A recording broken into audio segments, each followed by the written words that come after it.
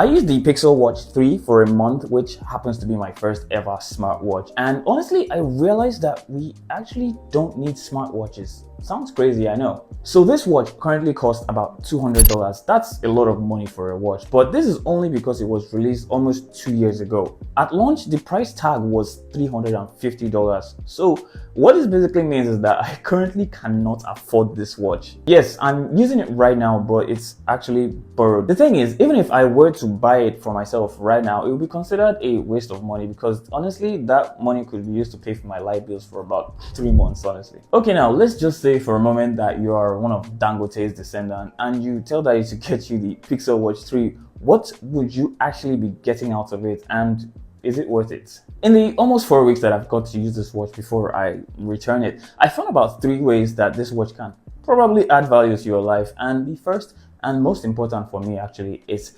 style. It was so tempting, and I'm still tempted to get this watch for myself because of how good it looks on me. It matches my style so friggin' well, and God, I look so sharp in it, I won't lie. But the other parts made it a little bit harder, considering that I only use this watch to check the time like 5 times since I got it, which is just straight up weird for a device that is primarily meant to check the time. But I think that's only because I'm so used to checking the time on my phone. And I'm sure I now have some massive gains from always having to raise my hand to check every single notification that comes in when the watch vibrates, and it's so hard to ignore. I personally can't deal with a lot of notifications at the same time, which is why I moved all my group chats to archive on WhatsApp. But somehow this watch kept on picking up every single notification from archive chats. I actually found a way to turn it off, but considering that once I'm wearing the watch, my phone remembers to completely ignore every single notification that comes in, except for calls, which is good.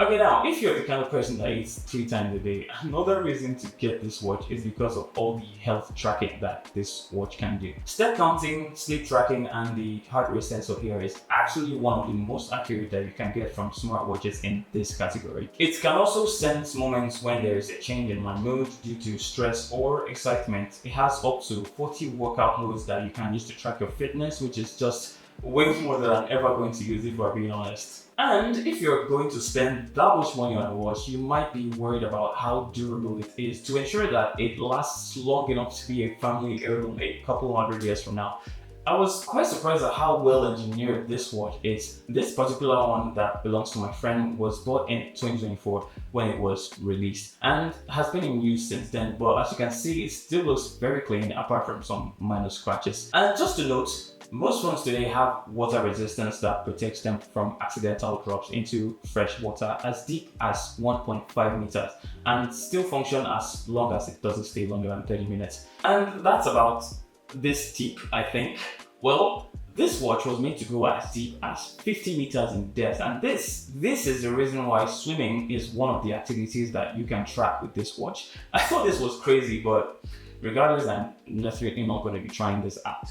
Well, you know what? If this video gets about 200 likes, I will go swimming with this watch and make a video about it. And if it doesn't go well, I guess I'm going to be owning a $200 watch that can no longer tell the time. Okay, so before I got this watch, I heard so much about how bad the battery is on the Pixel Watch 3 because it only lasts for 24 hours. And in my testings, I actually wasn't able to get that full 24 hours out of it. And that's most likely because the battery has degraded over the past year plus when it was purchased. But even then, I didn't totally see why I needed more battery than that. Maybe a bit more to cross that 24-hour mark, but honestly, it's really not that bad because I actually don't want to be wearing my watch all day without having to take it off, even if it's quite comfortable. And it's so easy to charge with its magnetic contact charger and charges moderately fast, going from 0% to 100 in about 80 minutes. I mean, that's a reasonable amount of time to take off your watch every single day. Sometimes I even plug it in at night right before bed as I take my bath and then wear it to sleep for sleep tracking, and that takes me right up to the next day. So I'd say the battery for this watch is quite decent. Coupled with the fact that when it dies, it saves some power so it can continue to do its most basic function, which is just to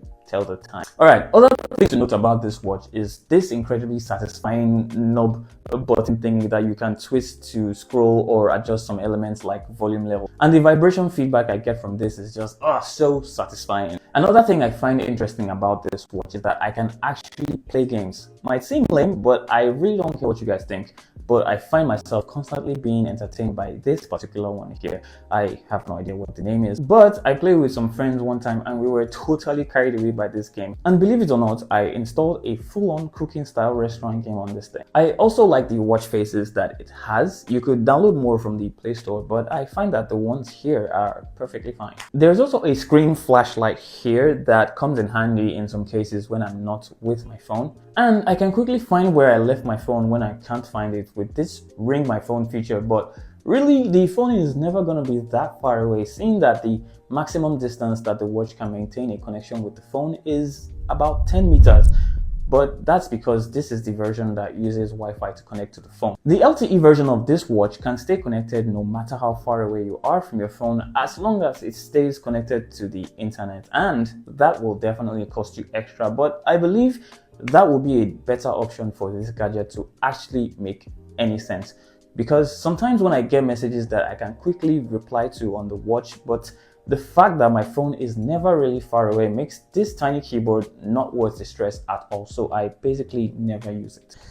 Okay, so quick update. I just realized that the Wi-Fi version of the Pixel Watch 3, which is the one I have, can actually connect to your phone further than 10 meters, and that's because it connects to Wi-Fi by itself.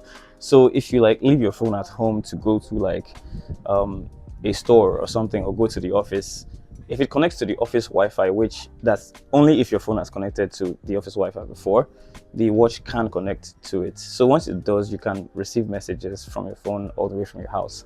And yeah, I think that's pretty cool. So it makes the Wi-Fi version of the watch pretty worth it. So in conclusion, this watch right now for me is really just a second screen for my phone that also happens to tell the time. And that's basically why I said we really don't need smartwatches, and more so if it cannot maintain an independent connection to your phone over any distance. I'm Toby, and if you enjoyed this video, please leave a like, subscribe, and I'll be expecting you in the next video.